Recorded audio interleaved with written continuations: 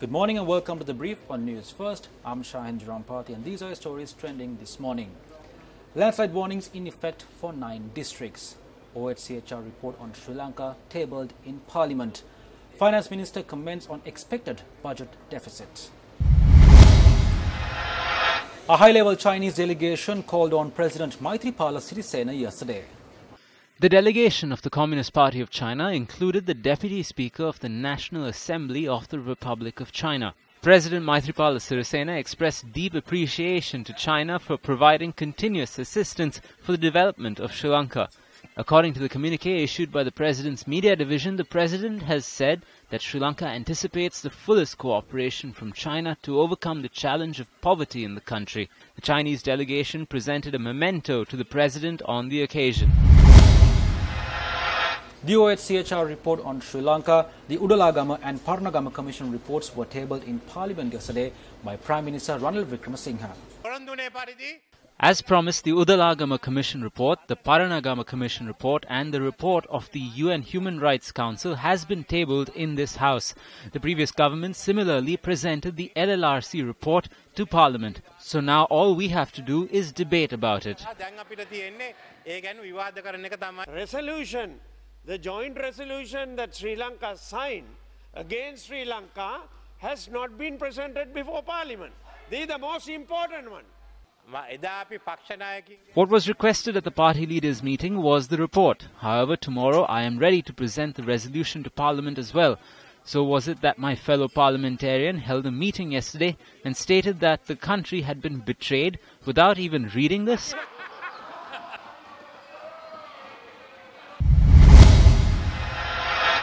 The National Building Research Organisation says that the landslide warnings issued to 9 districts as a result of the prevalent weather is still in effect. The Department of Meteorology said that a rainfall of over 75 millimeters could be expected in certain places of the island over the next few days. The districts of the Kandy, Matale, Nuwara, Badulla, Kegol, Ratnapura, Kalatura, Galle and Matara have currently been issued warnings on landslides and cut slope failures. The National Building Research Organisation says that the Passara, Bandarawala, Alla, Haldumulla, Haliala, Valimada and Uwaparanagam divisional secretaries of the Badulla district are at greater risk of landslides and cut slope failures. 6 homes in the Valigolapala area in Ratnapura were damaged due to the collapsing of an earth embankment. Vehicular movement on the Balangoda-Ila Kurumbare main road was hampered due to an earth embankment collapsing on the Talakamda road. However, traffic on the road has been restored. The bridge which runs across the Veganga from the Dallas Junction in Opanayaka to Godakavela collapsed last night due to the incessant rains. Minister of Finance Ravi Karunanayake spoke at a seminar titled Sri Lanka 2020 Potential for Investment, organised by the Sri Lanka-Malaysia Business Council for the Ceylon Chamber of Commerce. MTV and NBC was the electronic media sponsor for the event. What was within the 8 months to 9 months up to now, we have been on the spot in the sense our expenditure has been less than the revenues we intend getting. But what the budget deficit that was projected was 5.8, we reduced to 5.6. But we see that being owing to certain expenditure that was not seen when we took over, expenditure made on agreements signed without cabinet approvals was running to roughly in the range of about 280 billion. So owing to that fact, we find that the budget deficit would be somewhere in the range of about 6.8, 6.9. I'm a little concerned because I've got my good the journalists that I hear is Sunday pick this up and say the budget deficit is this. Now, I would basically call upon you all also be responsible in it, because what we are doing at this particular moment is just getting the platform put into a correct state. So my feeling is in the range of 6.5 to 6.8.